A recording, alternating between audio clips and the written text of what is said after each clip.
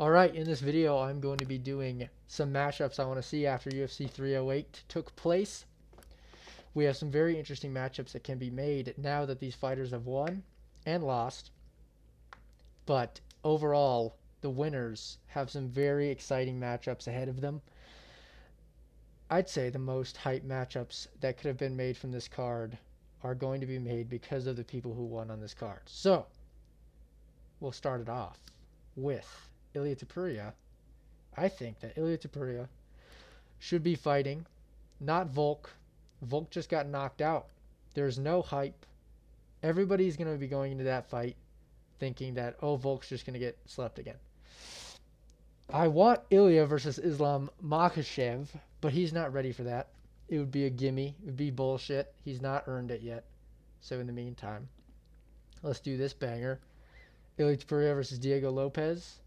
The only person that I think that has a chance at beating Ilia Topuria in the featherweight division is this man right here with the first round explosiveness that could take Ilia Topuria out. Ilia Topuria builds into fights. Diego Lopez does not. He starts quick and he's lethal. So this fight is extremely exciting. Diego Lopez has already earned it. Beat the shit out of Brian Ortega, would have knocked him out. And yeah, this fight is very interesting. Ilia Topuria versus Volk is not the fight to make.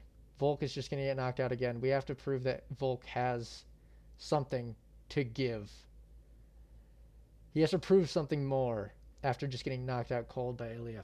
And Diego has nothing more to prove. And there's no other featherweights that can do this. So perfect. Ilia versus Diego. Easy fight to make. Hopefully they make a Spain card and they put Diego and Ilia on there. That'd be sick to me. And then make Volk fight somebody else. Next, Max Holloway versus Dan Hooker.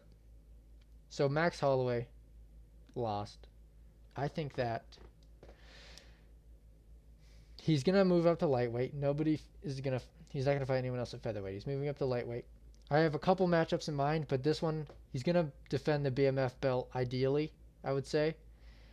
Dan Hooker, perfect guy to defend the BMF belt against. If not, maybe the Poirier trilogy. But I think Poirier and Gaethje are going to run that back. So another option also is the either winner or loser of Chandler and Oliveira, depending on how that goes. I'd say most likely the loser will fight Holloway, but those are both up in the air type fights. So the solidified one that I would go with is Dan Hooker. But at the same time, Dan Hooker will probably fight way earlier than Max is willing to fight again. So I actually made a mistake here. I don't think he should fight Dan Hooker. I want Dan Hooker to fight again. Then yeah, loser of Oliveira Chandler. Somebody BMF worthy. BMF worthy. Either Poirier, Hooker, Oliveira, Chandler. Those are my four. Not McGregor. I don't want to see that. I don't want to see Holloway McGregor. That's one fight I don't want to see. But yeah, next. Hamzat. Spoiler. Hamzat. I want Hamzat to fight Dricus for the belt. This just makes sense to me. Hamzat, there's nobody else for Hamzat to fight. He could fight Israel Adesanya, but there's no point in him destroying Israel. There's no point in having that fight before this one.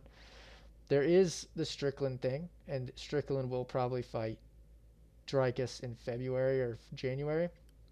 It'll be Ramadan anyway, so whoever wins that fight will fight Hamzat later that year, is my prediction. And the biggest fight to make. Hamzat is the guy now.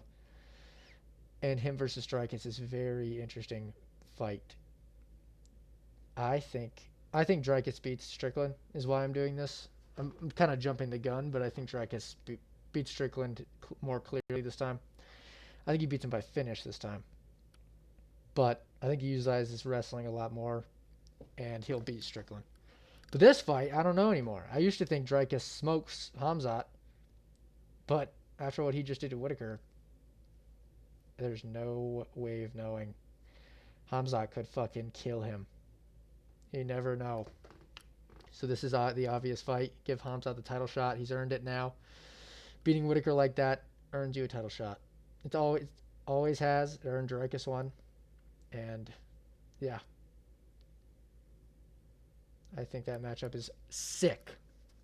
Next, Robert Whitaker just had his jaw broken. I think that he should come back against Nasruddin Imavov. I like this because it's just a fun striking battle.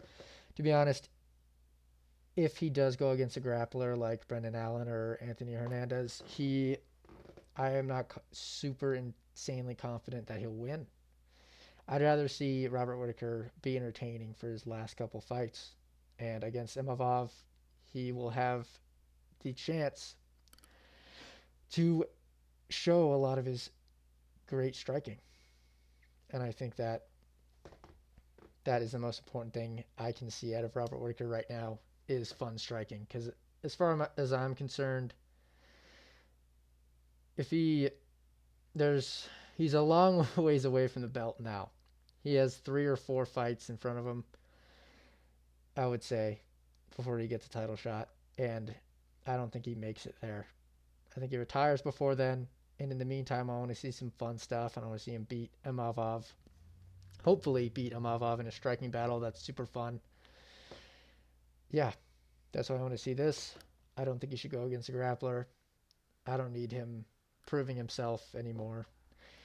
He's proven himself, but there's too many people in front of him to make a title shot run interesting for him right now. No matter who has the belt in the next, unless it's Strickland, no matter who has the belt, and I don't think Strickland's going to have it. Izzy, maybe. Hamzat, probably. Dricus, maybe. They've all beaten him already, all by finish. Robert Whitaker is very far away from the belt. I don't think he has a lot left in his motivation, and I want to see him fight a badass striker in Imavov, and that fight would be really fun to me. So yeah, next, Magomed Ankalaev. Easily just give him Pereira. Let Pereira kill him. I think Pereira beats him clearly, no problem there, but he's earned a title shot. There's no other fight for Magomed Ankalaev. You don't give him any other guy. It would be like really insulting to give him anyone else. And this is the only fight Pereira that is any hype for Pereira in light heavyweight. Move him to heavyweight. Get him out of light heavyweight, move him to heavyweight. Before he does that, Ankalaev is the guy in his way. And he's a Dagestani. So that is a lot. If you can knock him out, that is a lot of showing you, oh shit, this guy's real, even in the grappling. He just knocked out a Dagestani and Magomed who's been on a tear. Boring tear, but he's winning. That'll prove to the naysayers that maybe he can handle it at heavyweight. Dana, mainly. There would be nothing else after this. Move him to heavyweight. It's the biggest fight of it's the biggest fight ever of all time. Pereira versus Aspinall, definitely, but even if it's Jones, still a fucking crazy big fight. So yeah, give Magomed to Pereira so Pereira can eat him alive. Next, Shara. So this one's hard to do. I don't want Shara to... I am assuming also they don't want Shara fighting someone lower, like 1 or 2 above him, and getting beat by them. I would guess that they do jump the gun and they shoot Shara up the rankings. And I want him to be up the rankings. This is a fight I want to have happen. I think Brendan Allen and Marvin Vettori are going to fight. There's bad blood there. I was going to say Shara versus Marvin Vettori because there was a rumored matchup between those two.